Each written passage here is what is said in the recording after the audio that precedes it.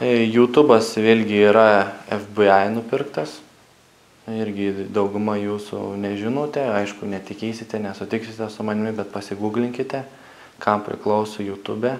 YouTube serveriai priklauso FBI Amerikos, nes tokių serverių su tiek video jokie paprasti žmonės, verslininkai neįpirktų laikyti, kadangi tai yra finansiškai neįmanoma. Gaunama grąža yra per maža už tai, ką tu suteiki vartotojai.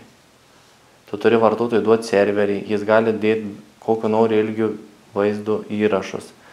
Jis gali tą anketą patvirtinti, jis gali tada dėti valandos, 2 valandų įrašus, kurie užima gigabaitais. Tai įsivaizduokit, kokių serverių reikia ant viso pasaulio. Todėl Amerika, norėdama tiesiog dominuoti pasaulyje, didžiulius pinigus, didžiulį dėmesį skiria sekimų sistemai. Tas pats YouTube irgi yra sekimų sistema. Ir todėl vaizdų įrašai irgi naudot savo atvaizdą, naudot savo veidą yra labai rizikinga ir netgi yra neprotinga. Todėl, kad tu atvaizdą atiduodi YouTube'ui ir jeigu pažiūrėsit sutartis YouTube'o, kas įvyksta, kai tu užuplaudi, kai tu sukuri savo paskyrą YouTube'e, tu paspaudi varnelę, kad accept conditions. Tai yra sutikti su sąlygomis. Pasiskaitykit prie sąlygų, yra prirašyta medžiaga įkelta į youtube.com, priklauso ne jums, o youtube.com. Tai reiškia, kad visą medžiagą, kur jūs keliat į YouTube, jūs atiduodat YouTube'ui. Ir tai priklauso YouTube'ui. Ką tai reiškia? youtube.com jie turi veido atpažinimo programas, sistemas.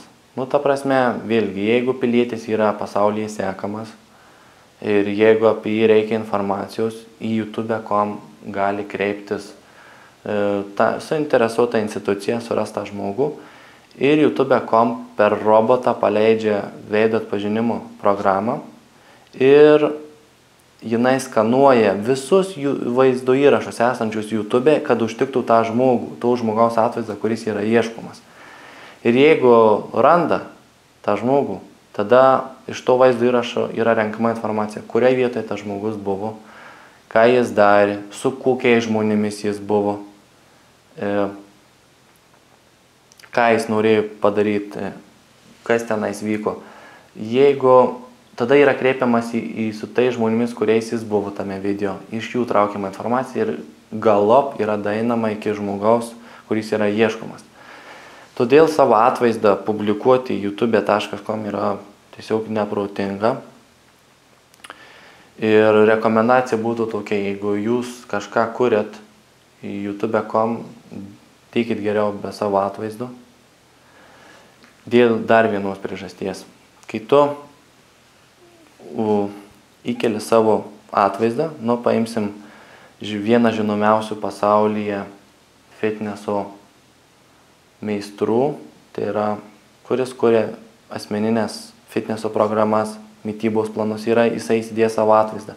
Jau dabar atvaizdas yra pasklidęs po visą Facebooką, po visą YouTube'ą. Ir žmonės dabar yra susidarę jo dirbtinį įvaizdį, kad jis turi turėti vadinamą six-packą. Ir tarkim visuomeniai dabar kas nors pamato jį ir tarkim jis neturi to six-packų. Bet taigi dirbtinis, tai sudarytas įvaizdis, kai jis turi visą laiką turėti six-packą, kad jo pilvo presas turi būti nepriekaištingas. Ir aišku, žmonės bėga su telefonais, fotografuoja jo pilvo presą ir jį patį ir iš karto įkelia į internetą, rašo straipsnius. Tas žmogus yra užsidaręs, užsiblokavęs savo, tai yra privatų gyvenimą. Ta prasme, jisai atskleidęs yra pilnai ir jisai tiesiog sugriovęs savo privatų gyvenimą, nes jis yra tiem žmonėms sudaręs dirbtinę asmenybę. Tai yra, jis yra fitneso treneris, kuris turi atrodyti nepriekaištingai ir jis gyvenime niekada negali apsileisti. Vien dėl to, kad žmonių galvose jis jau yra sukurtas dirbtinis. Paimkime Amerikos vieną žinomiausių, jauniausių muzikos atlikėjų. neseniai buvo irgi laikraštyje straipsnis. Jis važiavo su riedlente ir pasimatė jo kabantis pilvo presas. Ne pilvo presas, bet tiesiog kabantis taip riebaliukai ant pilvo. Vėl parašytas didžiausias straipsnis. Iš tokios nesąmonės neleidžia žmogui ramiai gyventi. Kaip gali laimingai žmogus gyventi, jeigu jis išėjęs į viešumą pastoviai visur yra sekamas. Pastoviai visur jį kas nors nori nufotografuoti. Pastoviai nori pažiūrėti, įsitikinti, ar jis toks pat ar ne. Kas darosi jo dirbtinis. Ir tai yra sukurta vien tik dėl to, kad tas žmogus paviešino savo atvaizdą. Įdėjo savo atvaizdą. Ir visą gyvenimą jis dabar taip ir gyvena, jausdamasis labai nepatogiai viešumoje. Kodėl Kalifornijoje, Amerikoje žvaigždės turi susipirkę namus didžiulius ir tuose namuose gyvena su kitomis žvaigždėmis.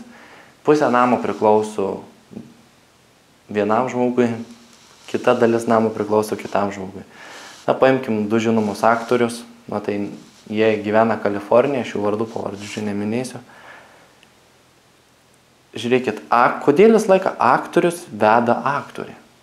Nes aktorius supranta kitą aktorę, kokį socialinį spaudimą patiria viešumoje tas žmogus. Kaip yra jam sunku gyventi. Todėl ir saina, niekada aktorius negyvena su paprasta mergaitė. Nes ta paprasta mergaitė niekada nepatogiai, visą laiką nepatogiai su juo jausis. Visur eis, visi žiūrės, visi fotografuosis. Neis normaliai atsisėsti su tuo žmogumi ir bendrauti, atsipalaiduoti, būti ramiai. Taigi aktoriai nusiperka namą ir gyvena tame name dviese ir miršta prie savo auksinių kriauklių, auksinių vonių. Taigi su YouTube'u irgi atsargiai. Dabar jau žinot, kam priklauso YouTube'as. Dabar mano pasiūlymas. Ką reikia daryti, kad išvengti to, kad neatsitiktų. Geriausia yra turėti savo serverį. Tai vėlgi ne pasirašai sutartį, kai perki serverį, pasirašai sutartį, kad video, kurie yra keliami į serverį, kažkokiu kompiuteriu, priklauso tau asmeniškai. Niekas negali jų išimti, niekas negali jų platinti, dalintis be tavo raštiško leidimo. Tai turi, aišku, būti tokia sutartis. Bet ką daryti, kai tu pinigų neturi? Serveris tai kur kas kainuoja brangiau nei turėti puslapį.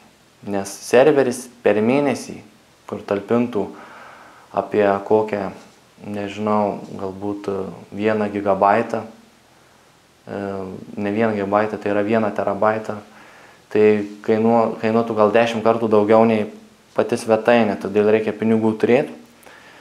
Bet jeigu tu platinės informaciją, kurią tu tikrai nenori, kad ta prasme jinai atiduoti kažkam, tai tu tikrai turi pagalvoti apie tą serverį, gal geriau verčiau sumokėti tą didesnę pinigų sumą ir nusipirkti su sutartimi serverį, kuris priklauso jau tau.